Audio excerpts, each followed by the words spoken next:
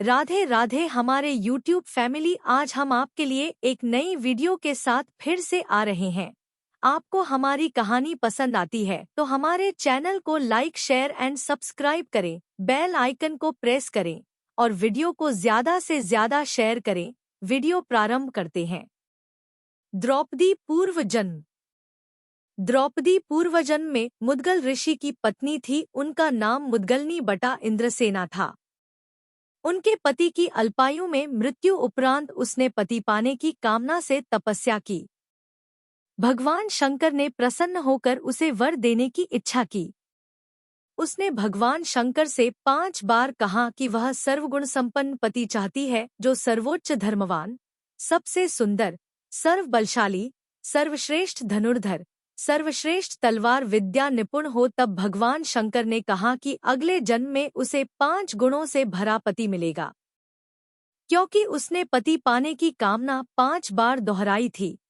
सारे गुण एक और यह सर्वगुण संपन्न एक में संभव भी नहीं। 1. जन्म। प्राचीन भारत के महाकाव्य महाभारत के अनुसार द्रौपदी का जन्म महाराज द्रुपद के द्वारा गुरु द्रोणाचार्य से अपमान का बदला लेने हेतु कराए गए यज्ञ के उपरांत हुआ था। गुरु द्रोणाचार्य द्वारा महाराज द्रुपद को बंदी बनाया जाना। जब पांडव तथा कौरव राजकुमारों की शिक्षा पूर्ण हो गई तो उन्होंने द्रोणाचार्य को गुरु दक्षिणा देनी चाहिए। द्रोणाचार्य को द्रुपद के द्वारा किए गए अपने अपमान का स्मरण हुआ और उन्होंने राजकुमारों से कहा, राजकुमारों, यदि तुम गुरुदक्षिणा देना ही चाहते हो तो पांचाल नरेश द्रुपद को बंदी बनाकर मेरे समक्ष प्रस्तुत करो। यही तुम लोगों की गुरुदक्षिणा होगी। गुरुदेव के इस प्रकार कहने पर समस्त राजकुमार अपने अपने अस्त्र शस्त्र लेकर पांचाल देश की ओर चले। पांचाल पहुंचने पर अर्जुन ने द्रोणाचार्य से कहा, गुरुदेव, आप पहले कौरवों को राजा द्रुपद से युद्ध करने की आज्ञा दीजिए। यदि वे द्रुपद को बंदी बनाने में असफल रहे तो हम पांडव युद्ध करेंगे। गुरु की आज्ञा मिलने पर दुर्योधन के नेतृत्व में कौरवों ने पांचाल पर आक्रमण कर दिया। दोनों पक्षों के मध्य भयंकर युद्ध होने लगा, किंतु अंत में कौरव परास्त होकर भाग निकले। कौरवों को पलायन करते देख पांडवों ने आक्रमण आरंभ कर दिया।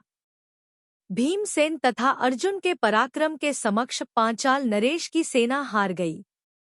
अर्जुन ने आगे बढ़कर द्रुपद को बंदी बना लिया और गुरु द्रोणाचार्य के समक्ष ले आए।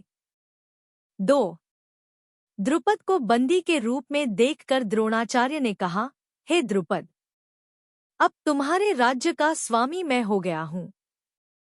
मैं तो तुम्हें अपना मित्र समझकर तुम्हारे पास आया था, किंतु तुमने मुझे अपना मित्र स्वीकार नहीं किया था।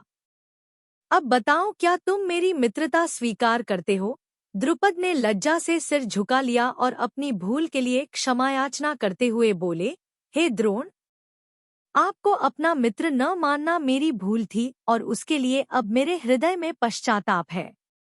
मैं तथा मेरा राज्य दोनों ही अब आपके अधीन हैं। अब आपकी जो इच्छा हो करें। द्रोणाचार्य ने कहा, तुमने कहा था कि मित्रता समान वर्ग के लोगों में होती है। अतः मैं तुमसे बराबरी का मित्र भाव रखने के लिए तुम्हें तुम्हारा आधा राज्य लौटा रहा हूँ। इतना कहकर द्रोणाचार्य ने गंगा नदी के दक्षिणी तट का राज्य द्रुपद को सौंप दिया और शेष को स्वयं रख लिया। 3. अपमान का बदला लेने हेतु यज्ञ उपरांत धृष्टद्युम्न और यज्ञसेनी द्रौपदी का जन्म। गुरु द्रोण से पराजित होने के उपरांत महाराज द्रुपद अत्यंत लज्जित हुए और उन्हें किसी प्रकार से नीचा दिखाने का उपाय सोचने लगे।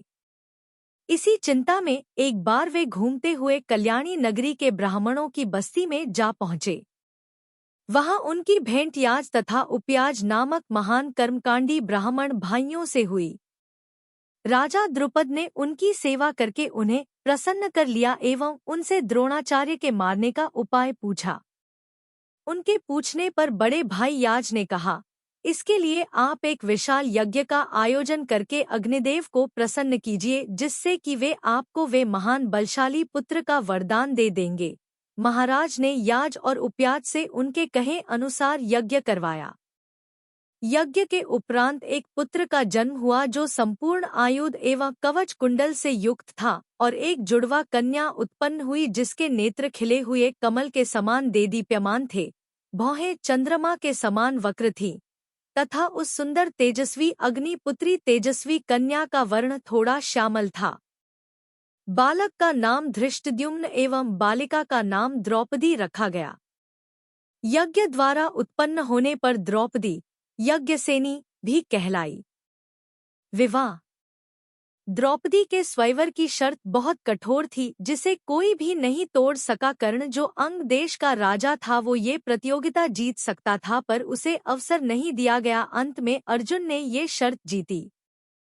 शर्त जीतने के उपरांत कौरवों और उपस्थित राजाओं ने पांडवों को द्रौपदी को ले जाने से रोकना चाहा, जिसका सभी पांडवों ने डट कर सामना किया, जिसके फलस्वरूप वे द्रौपदी को ले जाने में सफल रहे।